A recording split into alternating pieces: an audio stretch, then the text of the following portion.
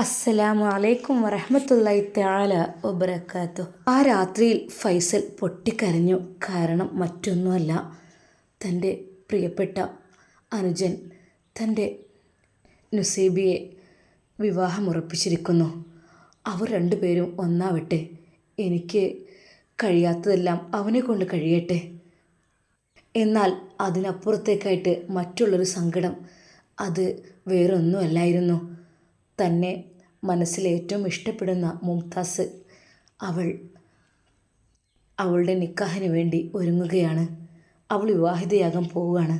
ഒരു ഡോക്ടറുമായിട്ട് അവളുടെ ആ ഒരു എഴുത്ത്, അത് ഫൈസൽ വീണ്ടും വീണ്ടും വായിച്ച് നെഞ്ചോട് ചേർത്തു. ഫൈസി, ഞാൻ നിക്കാഹ് കഴിച്ച് കുവൈറ്റിലേക്ക് പോയാലും എൻ്റെ മനസ്സിൽ ഫൈസി മാത്രമായിരിക്കും. എനിക്ക് ഫൈസി ഇല്ലാതെ ജീവിക്കാൻ കഴിയില്ല. പ്ലീസ്, ഞാൻ എന്ത് ചെയ്യും? ഉമ്മയുടെയും ഉപ്പയുടെയും ഇഷ്ടത്തിന് വേണ്ടി നിക്കാഹിന് സമ്മതിച്ച മുംതാസ്, മകളുടെ വിവാഹ ജീവിതം കാത്തിരിക്കുന്ന ആ മാതാപിതാക്കൾ നല്ലൊരാളെ കൈപിടിച്ചേൽപ്പിക്കണം മകളെ, എങ്കിൽ മാത്രമാണ് അവർക്ക് സമാധാനമുള്ളൂ. അത്രയധികം സ്വത്തിന് അവകാശി എല്ലാം അവൾ തന്നെയാണ്. ആകെയുള്ള ഏക മകൻ ചെറുപ്പത്തിൽ തന്നെ നഷ്ടപ്പെട്ട ആ ഒരു സങ്കടം, ആ ഒരു വിഷമം, അതവരുടെ മനസ്സിലുള്ളത് കൊണ്ട് തന്നെ മകളെയും എത്രയും പെട്ടെന്ന് സേഫ്റ്റിയായി ഒരാളുടെ കൈകളിൽ ഏൽപ്പിച്ചാൽ മാത്രമേ അവർക്ക് സമാധാനമുള്ളൂ എന്നാണ് അവർ വിചാരിക്കുന്നത്. എന്നാൽ എല്ലാ കാര്യത്തിലും മിടുക്കിയായ മുംതാസ് അവളുടെ വിവാഹത്തിൻ്റെ കാര്യത്തിൽ മാത്രം അല്പം പരാജയപ്പെട്ടു പോവുകയാണ്. അവൾക്ക് വന്ന ആലോചനകൾ, അതെല്ലാം അവൾക്ക് ഇഷ്ടമില്ലാത്തത് കൊണ്ട് തന്നെ വേണ്ടെന്ന് വെക്കുകയായിരുന്നു. അവസാനം തൻ്റെ മാതാപിതാക്കളുടെ നിർബന്ധത്തിന് വഴങ്ങി അവളത് സമ്മതിക്കുന്നു. ഡോക്ടറുമായുള്ള നിക്കാഹ് 2 ദിവസത്തിനകം ഉണ്ടാകും. കൂടുതലായിട്ട് നീട്ടിയിടുന്നില്ല. ഇനി ഫംഗ്ഷനും കാര്യങ്ങളുമെല്ലാം നിക്കാഹ് കഴിഞ്ഞതിന് ശേഷം, അതാണ് അവർ ഉദ്ദേശിക്കുന്നത്. ഈ 2 വാർത്തകളും ഒരുമിച്ച് വന്നപ്പോൾ ശരിക്കും ഫൈസലിന് സഹിക്കാൻ കഴിഞ്ഞില്ല. എൻ്റെ ഭാഗത്തു നിന്ന് വന്ന തെറ്റ് തന്നെയാണ്. ഒരിക്കലും എൻ്റെ ഷാമോനെ ഞാൻ കുറ്റം പറയില്ല, അവനെ പ്രശംസിക്കുകയുള്ളൂ. അവനാണ് ആൺകുട്ടി. ഏതൊരു പെണ്ണിനെയും നോക്കാനും അവളെ സംരക്ഷിക്കുവാനും കഴിയുന്നവനാണ് യഥാർത്ഥ ആൺകുട്ടി. എൻ്റെ ഷമ്മാസ് മോനെ അത് കഴിയുമെന്നെനിക്ക് ഒരു ഉറപ്പുണ്ട്. അതുകൊണ്ട് തന്നെ എനിക്ക് സന്തോഷമേ ഉള്ളൂ. പക്ഷേ മനസ്സിൻ്റെ ഉള്ളിൽ എവിടേക്കോ ഒരു വിങ്ങൽ. അവൾ എന്നെ ഒരുപാട് പ്രതീക്ഷിച്ച പെൺകുട്ടിയായിരുന്നു. ഫൈസൽക്ക് ഇന്ന് വരും നാളെ വരും എന്ന് കരുതി. പക്ഷേ ഒരിക്കൽ പോലും ഞാൻ പോയില്ല. എനിക്കെന്തറിയില്ല, എന്തോ ഒരു തരം വാശി, ദേഷ്യം, അതൊക്കെ അവളോട് ഞാൻ ചെയ്തു. അവളോട് ഞാൻ കാണിച്ചു. ആരോടെങ്കിലൊക്കെ ദേഷ്യം ഉണ്ടെങ്കിൽ അത് അവളിലൂടെ ഞാൻ വീട്ടി. അങ്ങനെയായി. അവളുടെ മുമ്പിൽ വാശിക്ക് വേണ്ടി കല്യാണം കഴിച്ചു കൊണ്ടുവന്നു. അത്രയ്ക്കു നീചനായ ഞാൻ ഒരിക്കൽ പോലും നുസൈബ എന്ന ആ ഒരു പരിശുദ്ധയായ പെൺകുട്ടിയെ ആലോചിക്കുവാൻ പോലും ഫൈസലിന് അർഹതയില്ല. അതെ, എനിക്ക് അർഹതയില്ല. അത്രയ്ക്കു നീചനാണ് ഞാൻ. അവർ ജീവിക്കട്ടെ സന്തോഷത്തോടെ. എൻ്റെ ഷമ്മാസ് ഒരു പെണ്ണിനെയും വേദനിപ്പിക്കില്ല, അതെനിക്കറിയാം. അതുകൊണ്ട് തന്നെ അവൻ്റെ കാര്യത്തിൽ എനിക്ക് അല്പം വിശ്വാസമുണ്ട്. എന്തൊക്കെ തന്നെയായാലും ദുനിയാവിൽ ഒരു പെണ്ണ് അതെനിക്ക് ഉണ്ടാവില്ല. അതിനെക്കുറിച്ച് ഞാൻ ആഗ്രഹിക്കുന്നുമില്ല. ഇപ്പോൾ കയ്യിൽ ഒന്ന് വന്നു പെട്ടു എന്ന് വിചാരിച്ചിരുന്ന മുംതാസ്, അവളും മറ്റൊരുത്തൻ്റെ ഭാര്യയാവാൻ വേണ്ടി പോവാണ്. ഇനി ഞാനൊന്നും ആലോചിക്കുന്നില്ല. പടച്ച റബ്ബ് എനിക്ക് മരണമാണ് ഹൈറെങ്കിൽ അത് വിധിച്ചോട്ടെ, അതിന് ഞാൻ തയ്യാറാണ്.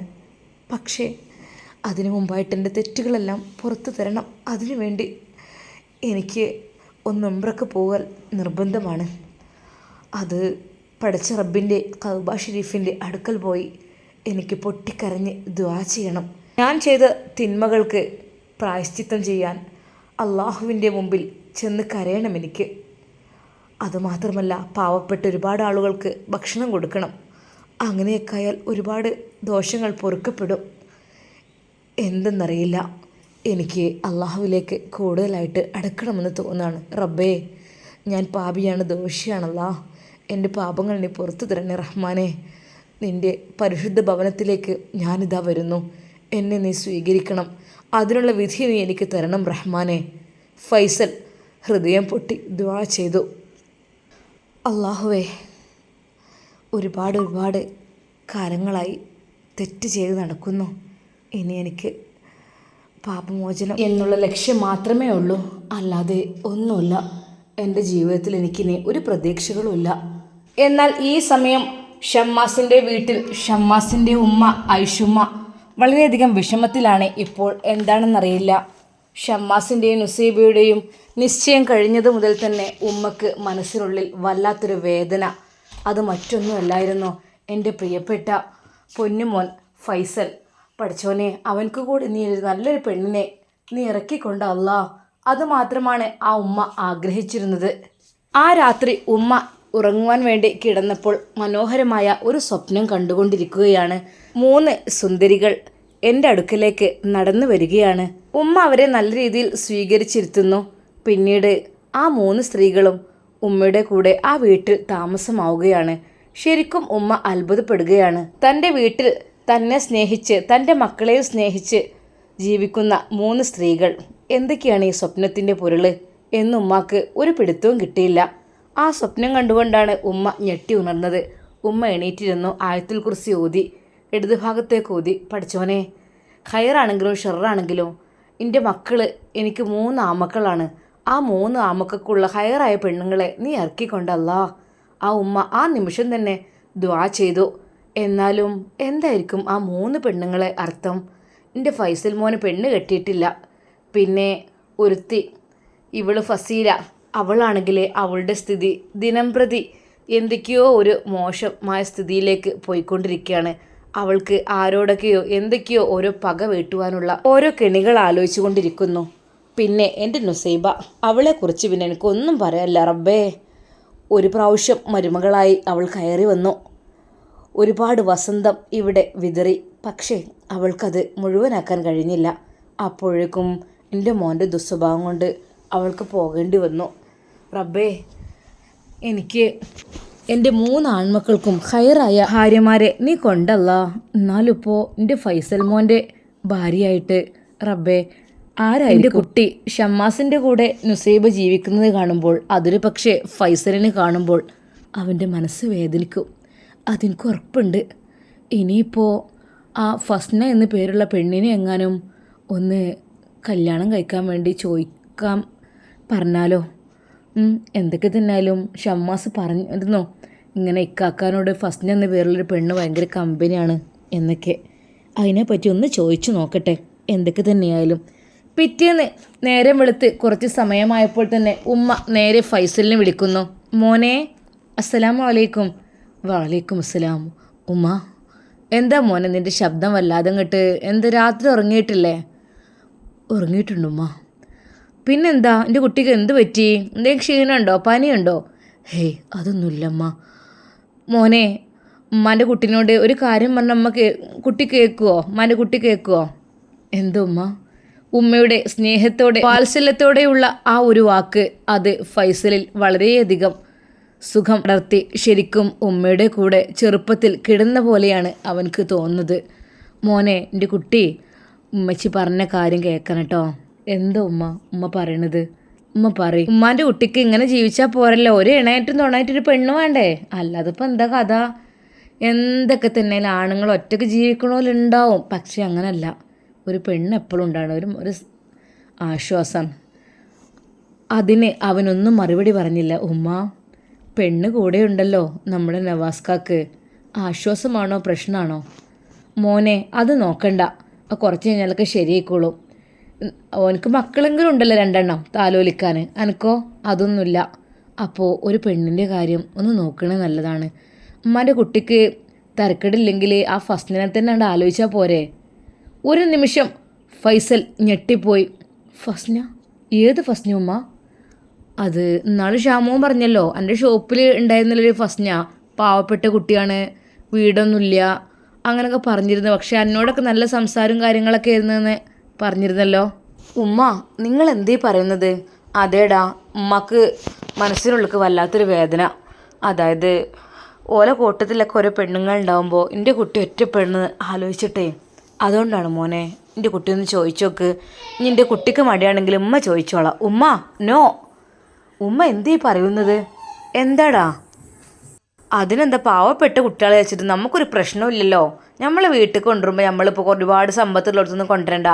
കാരണം നമുക്ക് ഇവിടെ ഇഷ്ടംപോലെ സാമ്പത്തികം ഉണ്ട്, അൽഹംദുലില്ലാ, പഠിച്ച റബ്ബ് നമുക്ക് തന്നിട്ടുണ്ട്. അപ്പോൾ നമ്മളെ കൊണ്ട് കഴിയുന്ന സഹായം ഓൽക്ക് ചെയ്യല്ലേ നമ്മൾ വേണ്ടത്. എനിക്ക് ഏറ്റവും ഇഷ്ടം പാവപ്പെട്ട കുട്ടികൾ തന്നെയാണ്. മോനെ, എൻ്റെ കുട്ടി ഒന്ന് നോക്ക്, അല്ലെങ്കിൽ നമ്പറുണ്ട് കൊണ്ടാ, ഞാൻ വിളിച്ച് ചോദിച്ചോളാം. ഓൽക്കാരുള്ള പറഞ്ഞ ഉമ്മേ, ആ ഉമ്മയോട് വിളിച്ച് ഞാൻ ചോദിച്ചോളാം. എൻ്റെ മോനക്ക് വേണ്ടി നിങ്ങൾ കല്യാണം ആലോചിക്കുമോ എന്ന് ചോദിച്ചോക്കാം. ഉമ്മ ആരോ ആലോചിക്കുകയാണെങ്കിലും എൻ്റെ ഉമ്മ ഒരിക്കലും അവൾ ആലോചിക്കാൻ പാടില്ല. എനിക്കത് ഇഷ്ടമല്ല ഉമ്മ. അതെന്താ മോനെ നീ അങ്ങനെ പറഞ്ഞത്? വേണ്ട, വേണ്ടായിട്ടാണ്, കല്യാണമേ വേണ്ട. ഹോ, അങ്ങനത്തിനൊക്കെ കെട്ടിക്കഴിഞ്ഞാൽ റബ്ബേ കുടുങ്ങും. എന്താ മോനെ? ഉമ്മ അത് പറഞ്ഞപ്പോൾ ഫൈസലിന് ആ രംഗങ്ങൾ ഓർമ്മ വന്നു. അത് തന്നെ ചതിച്ച ഫസ്ന, തൻ്റെ പാർട്ട്ണറെ സ്നേഹിച്ച, തൻ്റെ അടുക്കൽ ഒരു അഭിനയം, അവൻ്റെ അടുക്കൽ മറ്റൊരഭിനയം, അങ്ങനെ എത്ര പ്രാവശ്യം എന്നെ അവൾ ചതിച്ചിട്ടുണ്ട് എന്നെനിക്കറിയില്ല. ഹേയ്, ഒരിക്കലും മരിച്ചാലും ഞാൻ അവളെ കെട്ടില്ല. ആഗ്രഹം ഉണ്ടായിരുന്നു മനസ്സിനുള്ളിൽ ചെറിയൊരു, പക്ഷേ ഇനിയില്ല. തീർന്നു, പെൺവർഗത്തോടുള്ള കൊതിയെ തീർന്നു, മടുത്തു, ഇനി വേണ്ട. ചതിക്കുന്ന പെണ്ണുങ്ങൾ അത് ഇഷ്ടം പോലെ ഉണ്ടാവും, പക്ഷേ എല്ലാവരും അങ്ങനെയെന്ന് ഞാൻ പറയുന്നില്ല. എനിക്ക് കിട്ടുന്നവരെല്ലാം ചതിക്കുന്നവരായിരുന്നു, ഒരാളൊഴിച്ച്. മോനെ, ഉമ്മാൻ്റെ കുട്ടി ഒന്നും പറഞ്ഞില്ലല്ലോ. ഉമ്മ, എനിക്കിപ്പോൾ കല്യാണമൊന്നും വേണ്ട ഉമ്മ, പ്ലീസ്. എനിക്ക് ഇപ്പോൾ എൻ്റെ മനസ്സിലുള്ളൊരേ ഒരു ആഗ്രഹം ഉമ്മ, എനിക്ക് ഉംറക്ക് പോകണം. അതാണ് എൻ്റെ മനസ്സിലുള്ള ആഗ്രഹം. പരിശുദ്ധമാക്കപ്പെട്ട കഅബ ഷരീഫിൻ്റെ അടുക്കൽ പോയി എനിക്ക് ആ കില്ല പിടിച്ച് കരയണുമ്മ. എൻ്റെ പാപമോചനത്തിന് വേണ്ടി ഉമ്മ അതിനു വേണ്ടി പ്രാർത്ഥിക്കണം. മോനെ, ഉമ്മാൻ്റെ കുട്ടീൻ്റെ ആഗ്രഹം അത് സാധിക്കട്ടെ. അപ്പോഴാണ് ഉമ്മ അതിനെക്കുറിച്ച് ഓർത്തത്. നുസൈബയെ എൻ്റെ ഫൈസല് തിരിച്ചു കൊണ്ടുവരികയാണെങ്കിൽ, അവർ രണ്ടുപേരും വീണ്ടും ഒരുമിക്കുകയാണെങ്കിൽ, പഠിച്ചോനെ, എനിക്കൊരു നേർച്ച ഉണ്ടായിരുന്നു, ഞങ്ങൾ 3 പേരും ഒരുമിച്ചൊരു ഉംറക്ക് പോകണം എന്നുള്ളത്. പക്ഷേ അതവനോട് ഇനി പറയാൻ പറ്റില്ലല്ലോ. ഷമ്മാസ് കാര്യങ്ങളൊക്കെ ഏറ്റെടുത്തില്ലേ. എങ്കിലും ഉമ്മ പറഞ്ഞു, മോനെ, ഉമ്മാക്കൊരു നേർച്ച ഉണ്ടായിരുന്നടാ, ഒരു ഉംറ ഉമ്മാക്ക് നേർച്ചുണ്ട്, അത് വീട്ടണം. ഉമ്മ, എന്നാൽ ഉമ്മൻ്റെ കൂടെ പോയി. ആഗ്രഹമുണ്ട്, ഇനിയിപ്പോൾ ഏതായാലും കല്യാണമൊക്കെ ഒന്ന് കഴിയട്ടെ, അതായിരിക്കും. അതിനു മുമ്പ് എൻ്റെ മോനൊന്ന് പോയി വരികയാണെങ്കിൽ വന്നോളി, അല്ലെങ്കിൽ നമുക്ക് ഒരുമിച്ച് പോകാം ഇൻഷാ അല്ലാ. എന്താ വേണ്ടത്? എന്തായാലും ഷാമോൻ്റെ കല്യാണമൊക്കെ കണ്ട് കഴിയട്ടെ. ആ കൂട്ടത്തിൽ എൻ്റെ കുട്ടിക്കൊരു പെണ്ണും കൂടി അയക്കണമെങ്കിൽ നമുക്കെല്ലാവർക്കും ഒരുമിച്ച് കണ്ട് പോയാൽ മതിയായിരുന്നു. ഉമ്മ, എന്നെക്കുറിച്ച് ഉമ്മ ഇപ്പം ചിന്തിക്കണ്ട, എനിക്കതിനിപ്പോൾ ആഗ്രഹമില്ല. മോനെ, അത് പറഞ്ഞാൽ പറ്റൂല. എത്രയോ കുട്ടികളുണ്ടാവും. പിന്നെ ആണുങ്ങൾക്ക് ഇപ്പോൾ എങ്ങനെയൊക്കെ തന്നെ ആയാലും പെണ്ണ് കിട്ടും. പെണ്ണുങ്ങൾക്കല്ലേ പിന്നെയും ഒരു ബുദ്ധിമുട്ട്. ഞാനൊന്ന് അന്വേഷിക്കാൻ പറയട്ടെ, ഏതെങ്കിലും ഒരു ബ്രോക്കറോട്. അനക്കൊക്കെ 100 പെണ്ണ് കിട്ടും. ഹേയ് വേണ്ടമ്മ, പ്ലീസ്, എനിക്ക് താല്പര്യമില്ല. ഇൻഷാ അല്ലാ, ഇപ്പോൾ നമ്മൾ ഷാമോൻ്റെ കല്യാണമൊക്കെ നടക്കട്ടെ നല്ല രീതിയിൽ റാഹത്തായിട്ട്. എന്നിട്ട് ഇൻഷാ അല്ലാ നമുക്ക് നോക്കാട്ടോ. ഉമ്മയെ ആശ്വസിപ്പിച്ചുകൊണ്ട് അതാ ഫൈസൽ ഫോൺ കട്ട് ചെയ്യാൻ വേണ്ടി ഒരുങ്ങുന്നു. ഉമ്മ, എന്നാൽ ശരി, അസ്സലാമു അലൈക്കും. വഅലൈക്കും അസ്സലാം. ഉമ്മയുടെ ആ ഒരു വാക്കുകൾ കേട്ട് ഫൈസൽ കരഞ്ഞു പോയി.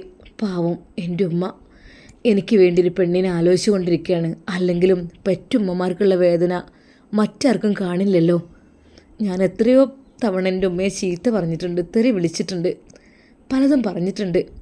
പക്ഷേ പാവം എൻ്റെ ഉമ്മ എല്ലാം മറന്ന് എന്നെ വിളിക്കുന്നു. റബ്ബി റഹ്മുവാക്കമാ റബ്ബിയാനി സഗീറ. അള്ളാഹുവേ, ഉമ്മമാരില്ലാത്ത ജീവിതം, നമുക്ക് വേണ്ടി പ്രാർത്ഥിക്കാൻ ഉമ്മമാരുടെ കൈകളില്ലെങ്കിൽ നമ്മുടെ ജീവിതത്തിനൊക്കെ എന്തർത്ഥമുള്ളത്? റബ്ബേ, എൻ്റെ ഉമ്മാക്ക് നീ ദീർഘായുസ്സും ആഫിയത്തും പ്രദാനം ചെയ്യ റഹ്മാനെ. ഫൈസൽ ദുആ ചെയ്തു. ഫൈസി എന്നുള്ളൊരു വിളി കേട്ടുകൊണ്ടാണ് ഫൈസൽ തിരിഞ്ഞു നോക്കിയത്. പെട്ടെന്ന് അവൻ ഞെട്ടിപ്പോയി. മുംതാസ് കോഫിയുമായി വന്നിരിക്കുന്നു. അവൻ പെട്ടെന്ന് അവിടെ എഴുന്നേറ്റു. മുംതാസ്, നീ എന്തിനാ കോഫിയുമായി ഇങ്ങോട്ട്? ഫൈസി, ഇനി ദിവസമില്ലല്ലോ, 2 ദിവസം കൂടെയല്ലേ ഞാൻ കോഫിയുമായി വരുള്ളൂ. അത് കഴിഞ്ഞാൽ എൻ്റെ നിക്കാഹല്ലേ. പിന്നെ ഒരിക്കലും ഞാൻ ഫൈസിയെ കാണാൻ വരില്ലല്ലോ. മുംതാസ്, നീ കോഫിയുമായി വരുന്നത് ആരെങ്കിലും കണ്ടോ? ആരെങ്കിലും എന്തെങ്കിലുമൊക്കെ തെറ്റിദ്ധരിക്കും. പ്ലീസ് ദയവായി നീ പോയിക്കോ. നീ നിക്കാഹ് ഉറപ്പിച്ച പെണ്ണാണ്. ഇത് കാരണം നിൻ്റെ നിക്കാഹ് മുടങ്ങാൻ പാടില്ല. പ്ലീസ് നീ പോയിക്കോ. ഫൈസി, എനിക്ക് ഭയമില്ല. എൻ്റെ ജീവിതത്തിൽ അല്പസമയം ഞാനിവിടെ നിന്നെന്ന് വിചാരിച്ചിട്ട് എന്നെ ആരും തല്ലിക്കൊല്ലാനും പോണില്ല. എനിക്ക് ഭയമില്ല. എൻ്റെ നിക്കാഹ് നഷ്ടപ്പെടുമെന്ന് കരുതിയിട്ട് എനിക്കൊരു ഭയവുമില്ല. മുംതാസ്, പ്ലീസ് നീ നല്ല രീതിയിൽ ജീവിക്കണം, റാഹത്തായി നിൻ്റെ ഭർത്താവിൻ്റെ കൂടെ. ഒരു സഹോദരൻ എന്ന നിലയിൽ നീ എന്നെ കണ്ടാൽ മതി. നിനക്ക് വേണ്ടി എന്ത് ഹെൽപ്പ് ചെയ്യാനും ഞാൻ തയ്യാറാണ്, എല്ലാ കാര്യത്തിനും. അവൾ ആ മേശപ്പുറത്ത് വെച്ച ആ കോഫി അത് ചൂണ്ടിക്കൊണ്ട് അവൾ പറഞ്ഞു, ഫൈസി അത് കുടിച്ചോളൂ. ഞാൻ കുടിക്കാം. എന്നാൽ തൽക്കാലം മോൾ പോയിക്കോ. ആരും കാണണ്ട. കണ്ടാൽ തന്നെ ഇനി പല രീതിയിലുള്ള തെറ്റിദ്ധാരണകളും പരത്താൻ അതിടയാകും. എന്തിന്? വേണ്ട. നമ്മൾക്കിടയിൽ തന്നെ ഇബ്ലീസ് വരാനും ചാൻസ് ഉണ്ട്. നമ്മൾ രണ്ടുപേരും മനുഷ്യരല്ലേ. ഒരിക്കലും ഇനി ഞാൻ തെറ്റ് ചെയ്യാൻ ആഗ്രഹിക്കുന്നില്ല. പ്ലീസ് നീ പോയിക്കോ. മുംതാസ് തിരിഞ്ഞു നടക്കുന്നു. ഒരിക്കൽ കൂടി അവൾ ഫൈസലിനെ തിരിഞ്ഞു നോക്കി. അവളുടെ മനസ്സിൽ ഫൈസലിനോടുള്ള സ്നേഹം കൂടിക്കൂടി വരികയാണ്. എന്തെന്നറിയില്ല, ഫൈസലിനെ മനസ്സിലേക്ക് വല്ലാതങ്ങ് പിടിച്ചുപോയി. പക്ഷേ ഡോക്ടറെ അത് ഞാൻ മനസ്സിൽ ഒരംശം പോലും സൂക്ഷിക്കുന്നില്ല. പക്ഷേ സാരമില്ല, അങ്ങനെയൊക്കെ തന്നെയല്ലേ ഈ ദുനിയാവ്. ഇഷ്ടമുള്ളതൊന്നും കിട്ടണമെന്നില്ല. പടച്ചോൻ വിധിച്ചതല്ലേ നമുക്ക് കിട്ടുള്ളൂ. മുംതാസിന് നല്ല സങ്കടമുണ്ടായിരുന്നു. അവൾ അതാ നേരിയ ഗ്ലാസ് ഹൗസിലേക്ക് പോകുന്നു. പുറത്തേക്ക് നോക്കിക്കൊണ്ട് അവൾ ആ പ്രകൃതിയിലെ മനോഹരമായ കാഴ്ചകൾ ആസ്വദിച്ചു കൊണ്ടിരുന്നു. പക്ഷേ എന്തെല്ലാം ആസ്വദിക്കുമ്പോഴും അവളുടെ മനസ്സിൽ ഫൈസലിൻ്റെ മുഖം മാത്രമായിരുന്നു. ഒരു നിമിഷം അവൾ കൊതിച്ചുപോയി. ഫൈസൽ ഒന്ന് വന്നിരുന്നെങ്കിൽ, ഇവിടെ ഒന്നിരുന്നെങ്കിൽ കുറച്ച് സമയം സംസാരിക്കാമായിരുന്നു. പക്ഷേ അവൻ വരില്ല. അവനക്ക് ഭയമാണ്, പേടിയാണ്. ഒരിക്കലും അവൻ തെറ്റ് ചെയ്യുന്ന ആളല്ല. തെറ്റ് ചെയ്യുവാനെന്നല്ല, എങ്കിലും വെറുതെ ഒന്ന് അല്പസമയം. എനിക്ക് 2 ദിവസം കൂടെയല്ലേ, അത് കഴിഞ്ഞാൽ ഞാൻ പോവുമല്ലോ. കുറച്ച് കഴിഞ്ഞപ്പോഴതാ റഹീംക്കയും ഫൈസലും ആ റൂമിലേക്ക് വരുന്നു. ഒരു നിമിഷം അവളത് കണ്ടു. മനസ്സ് വല്ലാതെന്ന് സന്തോഷിച്ചു. ഫൈസി, ഉപ്പയുടെ കൂടെ ഫൈസി അത് നടന്നു വരുന്നു. അവൾ ഇരുന്നിരുന്ന ആ സോഫയിൽ നിന്ന് എഴുന്നേൽക്കുവാൻ വേണ്ടി ശ്രമിച്ചപ്പോഴേക്കും ഫൈസി പറഞ്ഞു, ഇരുന്നോളൂ, ഞങ്ങളിവിടെ ഈ ഒരു ഭാഗത്ത് ഇരുന്നോളാം അല്ലേ ഉപ്പ. ഉപ്പ എന്നുള്ള ആ ഒരു വിളി അത് റഹീംക്കയിൽ വല്ലാതെ സന്തോഷം പകർത്തി. അവർ ആ മകനെ ചേർത്ത് പിടിച്ചു. മോനെ, എൻ്റെ മോനാണ്, നഷ്ടപ്പെട്ട എൻ്റെ മോനാണ്. മുംതാസേ മോളെ, മോളുടെ ബ്രദറാണ് കേട്ടോ ഇത്, മറ്റാരും അല്ല കേട്ടോ. എൻ്റെ കുട്ടീൻ്റെ ബ്രദറാണ്, സഹോദരൻ, നിൻ്റെ മൂത്ത സഹോദരൻ. എനിക്ക് 2 മക്കളാണുള്ളത്. ഒന്ന് ഫൈസൽ, ഒന്ന് എൻ്റെ മോള്. എൻ്റെ മക്കൾക്ക് അല്ലാഹു ദീർഘായുസ്സ് പ്രദാനം ചെയ്യട്ടെ.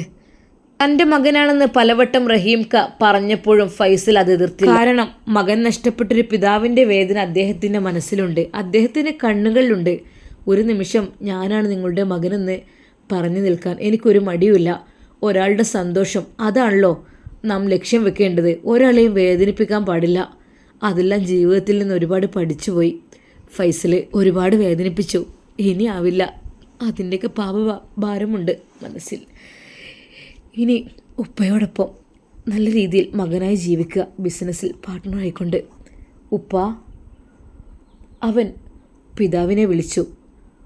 പിതാവ് നഷ്ടപ്പെട്ട ഫൈസലിനും ഉപ്പ എന്ന് വിളിക്കാൻ കൊതിയായിരുന്നു.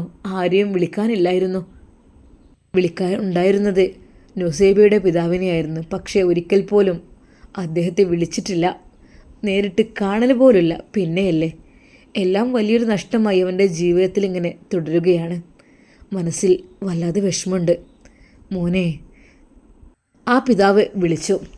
എന്താ ഉപ്പ? മോളെ കല്യാണം നല്ല രീതിയിൽ നമുക്ക് നടത്തണം അല്ലേ. ഫസ്റ്റ് നിക്കാഹ് കഴിച്ചിട്ട് അതിന് ശേഷം നമുക്ക് നാടറിയുന്ന കല്യാണം വേണം അല്ലേ. അത് കേട്ടപ്പോൾ ഫൈസലിൻ്റെ മുഖം വല്ലാതെയായി. എന്തു പറ്റി മോനെ? എന്താ മുഖം വല്ലാതിരിക്കുന്നത്? ഒന്നുമില്ലപ്പാ. അവൾ പോകുന്നതിനാണോ? അവൻ തലയാട്ടി. അതെ മുംതാസ് എൻ്റെ പെങ്ങളുട്ടിയല്ലേ, അവൾ പോകുമ്പോൾ എനിക്ക് വേദന ഇല്ലാതിരിക്കുമോ ഉപ്പ? അവൻ്റെ മനസ്സിലുള്ള വേദന മറ്റൊന്നുമല്ലായിരുന്നു. അവളുടെ ആ ഒരു എഴുത്ത് വായിച്ച വേദന, അവൾക്ക് തന്നോട് അത്യധികം ഇഷ്ടമുണ്ട് എന്നുള്ള ആ ഒരു വേദനയും, അതെല്ലാം കൂടി ആയപ്പോൾ ഫൈസലിൻ്റെ മനം വിങ്ങുകയായിരുന്നു. മറ്റന്നാളെയാണ് നിക്കാഹ്. മോനെ ഫൈസി, നമുക്ക് മോൾക്ക് ഡ്രസ്സൊക്കെ എടുക്കാൻ വേണ്ടെന്ന് പോവണ്ടേ? ഒന്നുമില്ലെങ്കിലും ചെറുതായിട്ടാണെങ്കിലും ജസ്റ്റ് ഒന്ന് അണിഞ്ഞൊരുങ്ങി നിൽക്കണ്ടേ? ഫൈസലിൽ ആ ഒരു ബാധ്യത ഏൽപ്പിച്ചത് കൊണ്ട് തന്നെ അവന് മനസ്സിനുള്ളിൽ വല്ലാതെ വിങ്ങൽ വന്നു. അവന് എന്ത് പറയണം എന്ത് ചെയ്യണം എന്നറിയുന്നില്ല. മോനെ, നിൻ്റെ പെങ്ങളുടെ കല്യാണമാണ്, അപ്പം നീയാണത് ഉത്തരവാദിത്വത്തോടെ നടത്തേണ്ടത്. ക്യാഷിൻ്റെ കാര്യത്തിലൊന്നും നോ പ്രോബ്ലം, എല്ലാം ഉണ്ട്. പിന്നെ ഒരു സഹോദരനായിട്ട് കൂടെ വേണം കേട്ടോ. ഉപ്പാക്ക് വേറെ മക്കളില്ലല്ലോ, അതുകൊണ്ടാണ്. ആ പിതാവിൻ്റെ ദയനീയമായ ആ ഒരു ശബ്ദം അത് ഫൈസലിൻ്റെ നെഞ്ചിലേക്ക് കയറിയിരുന്നു. ഉപ്പ പേടിക്കണ്ട, ഞാനുണ്ടല്ലോ നിങ്ങൾക്കെല്ലാത്തിനും. അന്ന് തന്നെ അവർ വെഡ്ഡിംഗ് ഡ്രസ്സ് എടുക്കുവാൻ വേണ്ടി അതാ പുറപ്പെടുകയാണ്. ഉമ്മയും ഫൈസലും ഉപ്പയും മുംതാസും നിക്കാഹിനുള്ള ഡ്രസ്സ് എടുക്കുവാൻ വേണ്ടി അവർ വലിയൊരു ഷോപ്പിലേക്ക് കയറി. മോൻ സെലക്ട് ചെയ്ത് കൊടുക്ക്, എൻ്റെ പെങ്ങളല്ലേ, പെങ്ങൾക്കുള്ള ഡ്രസ്സ് എൻ്റെ മോന് സെലക്ട് ചെയ്യേ. ഫൈസൽ മനമില്ലാ മനസ്സോടുകൂടി ആ ഡ്രസ്സുകളിലേക്ക് നോക്കി. ഇല്ല, അവൻക്ക് ആ ഡ്രസ്സുകളൊക്കെ കാണുമ്പോഴന്നെ എന്തൊക്കെയോ ഒരു വിഷമം നേരിടുകയാണ്. അവൾക്കും വലിയൊരു താല്പര്യമില്ലാത്ത ഈ ഒരു നിക്കാഹ്. ഉമ്മ പറഞ്ഞു, മക്കളെ വേഗം തിരഞ്ഞെടുത്തോളി. ഉമ്മ, എനിക്ക് വൈറ്റ് ഡ്രസ്സ് മതി. മോളെ വൈറ്റോ? നിക്കാഹിനാകുമ്പോൾ അല്പം റെഡിഷൊക്കെ ആയിട്ട് എടുക്കണ്ടേ? വേണ്ടുമ്മ, വൈറ്റ് മതി. വൈറ്റ് സമാധാനമാണ്, ഞാൻ സമാധാനമാണ് ആഗ്രഹിക്കുന്നത്. മോനെ ഫൈസി, ഉമ്മ വിളിക്കുന്നു. എന്തോ ഉമ്മ? അതെ മോൻക്ക് ഇഷ്ടപ്പെട്ടു എന്ന് സെലക്ട് ചെയ്ത് കൊടുക്ക് മോൾക്ക്. ഒരു പക്ഷേ നീ എടുത്തു കൊടുത്താൽ അവളത് ഇടുമായിരിക്കും, അല്ലെങ്കിൽ ഞങ്ങളൊന്നും എടുത്തു കൊടുത്താൽ അവൾക്ക് പറ്റില്ലായിരിക്കും. നീ ഒന്ന് സെലക്ട് ചെയ്ത് കൊടുക്ക്. ഇല്ല, ഞാൻ ചെയ്യില്ല എന്ന് പറയാൻ ഫൈസലിന് കഴിഞ്ഞില്ല. എന്തൊക്കെ തന്നെയായാലും എൻ്റെ മനസ്സിൻ്റെ ഉള്ളിൽ ഹൃദയത്തിൽ സ്ഥാനം പിടിച്ച പെൺകുട്ടിയല്ലേ, അവൾക്ക് അവളുടെ ഇഷ്ടങ്ങളെല്ലാം സാധിപ്പിച്ചു കൊടുക്കണം. അവനതാ ആ ഡ്രസ്സുകളുടെ ഇടയിലേക്ക് ചെല്ലുന്നു. ഒരുപാട് കളക്ഷൻസ് വാരി വിതറുമ്പോൾ അതാ അതിൽ നിന്ന് മനോഹരമായ ഒരു ഗോൾഡൻ കളർ ലെഹങ്ക അവനത് സെലക്ട് ചെയ്യുന്നു. അത്യധികം മനോഹരമായിരുന്നു. ഇതാണ് എൻ്റെ മുംതാസിൻ്റെ കളർ, ഈ ഒരു ഗോൾഡൻ കളർ. മുംതാസിന് ഇത് നന്നായി ചേരുമായിരിക്കും. അവൻ ആ ഒരു ഗൗൺ ഇങ്ങനെ പിടിച്ചുകൊണ്ട് നിന്നപ്പോൾ പെട്ടെന്ന് തന്നെ അതാ അവൾ അതിൻ്റെ അടുത്തേക്ക് ചാടി ഓടി വരുന്നു. ഇത് മതി, എനിക്കിത് ഇഷ്ടപ്പെട്ടു. ഉമ്മ പറഞ്ഞു, കണ്ടില്ലേ, ഇത്രയധികം കളക്ഷൻസ് ഉണ്ടായിട്ടും നീ സെലക്ട് ചെയ്തത്. അവളത് എടുത്തു. മോൾക്കത് നന്നായിട്ട് ചേരുന്നുണ്ട് കേട്ടോ.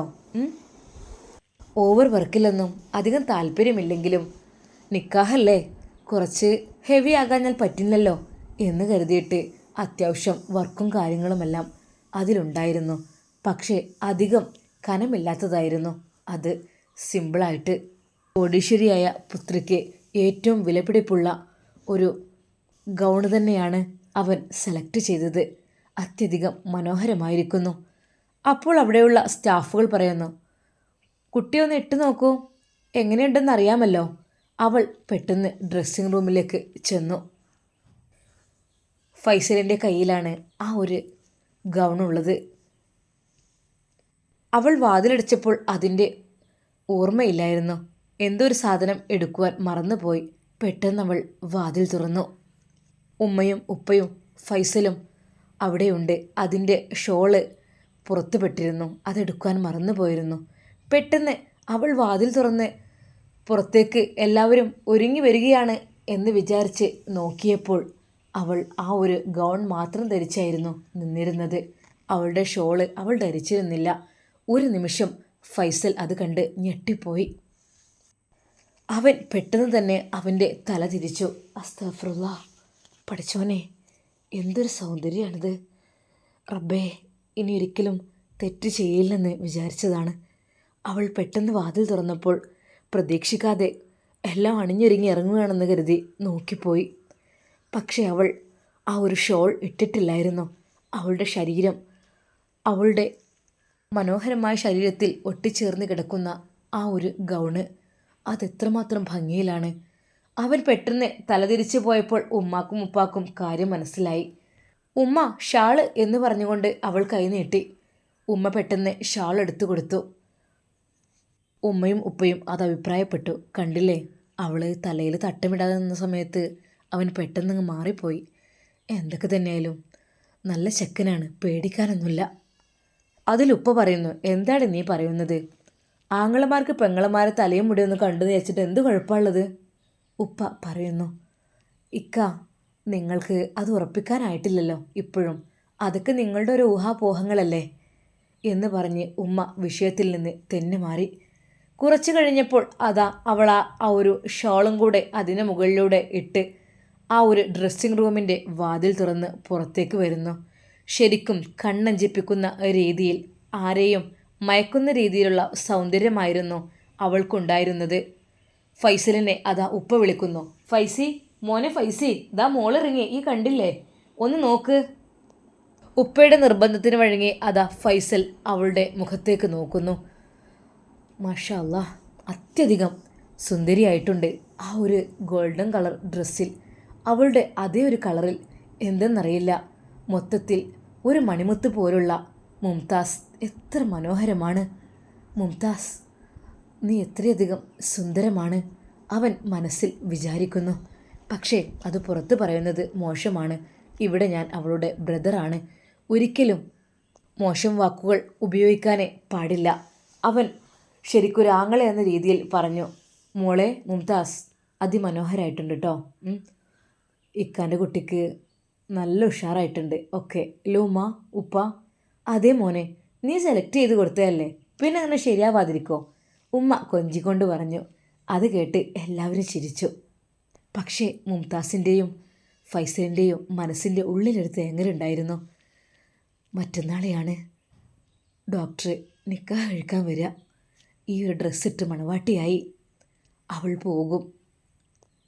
ഫൈസൽ വല്ലാതെ അങ്ങ് വിഷമിച്ചു. എങ്കിലും അവൻ ആ വിഷമം മുഖത്ത് നിന്ന് മാറ്റി ചിരിച്ചുകൊണ്ട് പറഞ്ഞു, മുംതാസ് അസലായിട്ടുണ്ട് കേട്ടോ. സ്റ്റാഫുകൾ ഒന്നടങ്കം പറഞ്ഞു, wow, very beautiful, fantastic, very nice. അവരെ എല്ലാവരും കൂടി അവളെ പുകഴ്ത്തുകയാണ്. ആ ഡ്രസ്സിട്ട് അവൾ നടന്നപ്പോൾ തന്നെ പ്രത്യേകമായൊരു സൗന്ദര്യം അവളിൽ നിന്ന് ഒഴുകുന്നതായി അവർക്കെല്ലാം തോന്നി. ശരിക്കും അവിടെയുള്ള സ്റ്റാഫുകളെല്ലാം അവളെ നോക്കിക്കൊണ്ടിരുന്നു. ഒരുപാട് സ്റ്റാഫുകൾ ആണുങ്ങളും പെണ്ണുങ്ങളും നിറഞ്ഞ വലിയൊരു ടെക്സ്റ്റൈൽസാണ്. എല്ലാവരുടെയും കണ്ണ് അവളുടെ ഡ്രസ്സിലേക്കും അവളുടെ മുഖത്തേക്കുമായിരുന്നു. പക്ഷേ ജെൻ സ്റ്റാഫെല്ലാം അവളെ ശരിക്കും നോക്കുന്നത് അത് ഫൈസലിനെ വല്ലാതെ അങ്ങ് പിടിച്ചില്ല. പെട്ടെന്ന് അവൻ പറഞ്ഞു, മുംതാസ്, മതി മതി, ഫാഷൻ ഷോ മതി. ഇനി അങ്ങ് വീട്ടിലെത്തിയിട്ട് നിന്റെ ഭർത്താവിൻ്റെ മുമ്പിലാവാം. പെട്ടെന്ന് തന്നെ അവൻ്റെ വാക്കുകൾ ഉമ്മയും ഉപ്പയും ശ്രദ്ധിച്ചു. അവന് ബോധമുണ്ട് കേട്ടോ. അവളതങ്ങനെ നടക്കുകയായിരുന്നു. ശരിയാണ്, എല്ലാവരും ഓളെ നോക്കി ഇങ്ങനെ നിൽക്കല്ലേ, സാരമില്ല. മുംതാസ് അവളുടെ ഡ്രസ്സ് മാറ്റുവാൻ വേണ്ടി വീണ്ടും ഡ്രസ്സിംഗ് റൂമിലേക്ക് കടന്നു. ഒരു നിമിഷം ഫൈസൽ എന്തൊക്കെയോ അങ്ങ് വിചാരിച്ചു പോയി. എന്താണെന്നറിയില്ല, അവളോടുള്ള സ്നേഹം കൂടിക്കൂടി വരികയാണ്. ആദ്യമൊക്കെ അവളെ ഞാൻ തട്ടിത്തെറിപ്പിച്ച് മാറ്റുവാൻ വേണ്ടി ശ്രമിച്ചിരുന്നു. പക്ഷേ ഇപ്പോൾ അവൾ വിട്ടു പോകുകയെന്ന് അറിഞ്ഞപ്പോൾ മനസ്സ് വല്ലാതെ വേദനിക്കുകയാണ്. അവളുടെ നോർമൽ ഡ്രസ്സിൽ അവൾ പുറത്തിറങ്ങി ആ ഒരു ഗൗൺ എടുത്ത് പാക്ക് ചെയ്യാൻ വേണ്ടി ആവശ്യപ്പെടുന്നു. അതേക്കുള്ളതെല്ലാം ബാക്കിയുള്ളത് എടുക്കുവാൻ വേണ്ടി ഫൈസൽ ആവശ്യപ്പെടുന്നു. ഉപ്പ ബില്ലടക്കുവാൻ വേണ്ടി ശ്രമിച്ചപ്പോൾ അത് ഫൈസൽ പെട്ടെന്ന് തന്നെ അതാ ഗൂഗിൾ പേ ചെയ്യുന്നു. മോനെ, എന്താടാ ഈ കാണിക്കണേ? ഉപ്പ, ഞാനുള്ള ആങ്ങളല്ലേ, ആങ്ങൾക്ക് ചെറിയൊരു അവകാശമെങ്കിലും ഉപ്പ തരണ്ടേ? എങ്കിലല്ലേ അവളെ സഹോദരൻ എന്ന വില ഉണ്ടാവുള്ളൂ. അല്ലെങ്കിൽ ഞാൻ എന്താ ആങ്ങളെയാ? ഒരു വിലയില്ലാത്ത അങ്ങനത്തെ ആളായി പോവില്ലേ? അവൻ്റെ ആ വാക്ക് കേട്ടപ്പോൾ ഉപ്പാക്ക് പിന്നെ ഒന്നും ചെയ്യാൻ കഴിഞ്ഞില്ല. ഉപ്പ, ഇതെൻ്റെ സന്തോഷമാണ് ഞാൻ അവൾക്ക് എടുത്തു കൊടുക്കുന്നത്. അത്രയ്ക്കും സ്നേഹമുള്ള ഒരു മകനെ കിട്ടിയതിൽ അവർ വളരെയധികം സന്തോഷിക്കുന്നു. നല്ല രീതിയിൽ അവരെല്ലാവരും പുറത്തു പോയി ഫുഡെല്ലാം കഴിച്ച് റാഹത്തായി വീണ്ടും ഫ്ലാറ്റിലേക്ക് പോവുകയാണ്. ഇനി 2 ദിവസമുള്ളൂ നിക്കാഹിന്, ഡോക്ടറുമായുള്ള വിവാഹത്തിന്. പക്ഷേ ആ രാത്രിയിൽ ഫൈസലും മുംതാസും ഉറങ്ങിയില്ല. അവർക്ക് ഉറങ്ങുവാൻ കഴിഞ്ഞിരുന്നില്ല. ഇൻഷാ അല്ലാ നമുക്കിതിൻ്റെ ബാക്കി ഭാഗം നാളെ കാണാം. എല്ലാവർക്കും അസ്സലാമു അലൈക്കും വറഹ്മത്തുള്ളാഹി.